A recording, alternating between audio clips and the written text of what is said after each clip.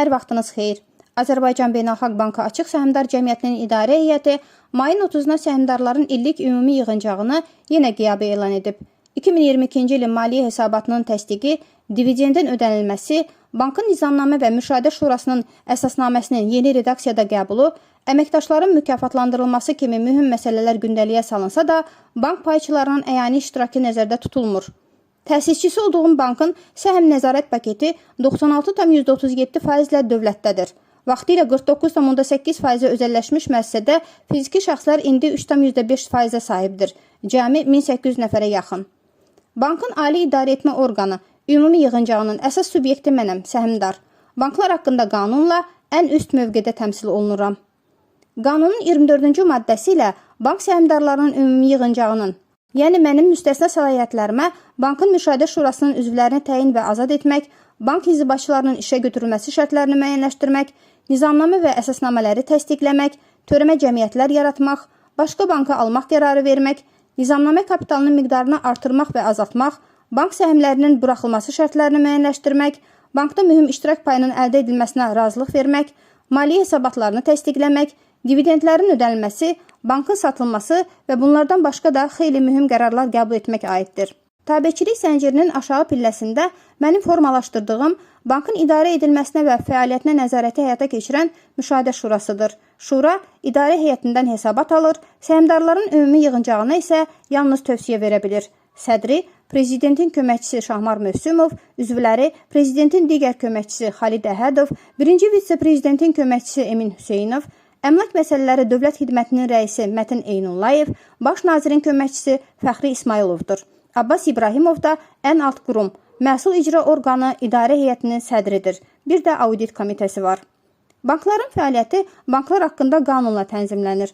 Qanunu oxumağa vaxtınız yoxdursa, 24.5 maddəsini sizin üçün mən oxuyuram. Səhmdarların növbəti və növbədənkənar yığıncaqları keçirilə bilər.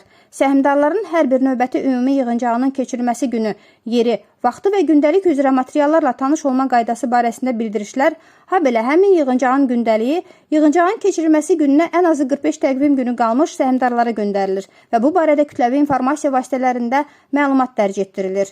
Bildirişlə birlikdə göndərilən gündəliyə daxil edilməmiş məsələlər üzrə qərar qəbul olunmasına yol verilmir. Növbəti yığıncaqlar ildə bir dəfədən az olmayaraq keçirilir.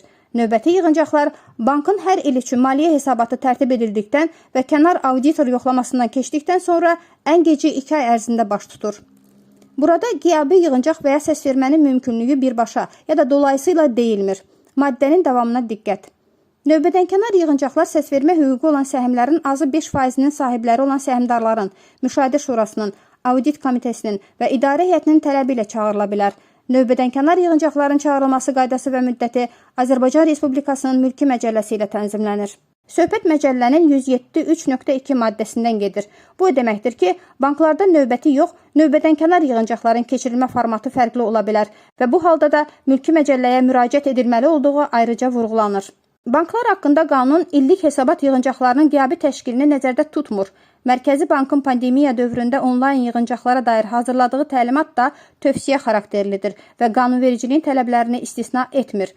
ABB ölkənin sistem bankıdır. Təkcə sıradan səhmdar cəmiyyət kimi yox, həm də bank kimi idarə olunmalıdır. Qanun yazılışında baza götürdüyümüz Rusiyanın səhmdar cəmiyyətləri haqqında federal qanununun 50-ci maddəsində səhmdarların yığıncağında müşahidə şurası üzvləri və təftiş komissiyasının seçilməsi, cəmiyyətin auditorunun, illik maliyyə hesabatının təsdiqi, dividendin hesablanması və bölüşdürülməsi kimi vacib məsələlər payçıların iştirakını tələb edir və bu yığıncaqların qiyabi keçirilməsinə yol verilmir. Növbədənkənar yığıncaqlar qiyabidirsə, bu zaman antik üsullar deyil, milli hesablaşma depozitarının elektron səsvermə sistemi tətbiq olunur. İllik yığıncaq səsvermə referendum deyil, bir ildə görülən işlərə dair səhmdar qarşısında hesabat verməkdir. Gündəlikdə barəsində qiyabi qərar veriləcək bir məsələ də yoxdur. Bunlar bankın taleyini həll edən, sual-cavab, müzakirə, fikir mübadiləsi tələb edən vacib mövzulardır və mənim müstəsna səlahiyyətlərimə aiddir. Hesabat yığıncağında məvacibdən əlavə səhmdardan fantastik məbləğdə mükafat istəmisiniz. Bu rəqəmi sizə rəva görməməklə yanaşı, kontekstdən çıxartdığınız mülki məcəllənin 99-cu maddəsinin 99.2.8 bəndini xatırladıram. Açıq Səhmdar Cəmiyyəti idarəetmə orqanlarının hər bir üzvünə verilən ödənişlər barədə məlumatları hamının tanış olması üçün hər il dərc etməyə borcludur.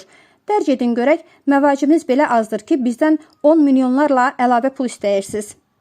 Materialdan istifadə zamanı linkə istinad zəruridir. Sağ olun, imkan versələr yenə görüşərik.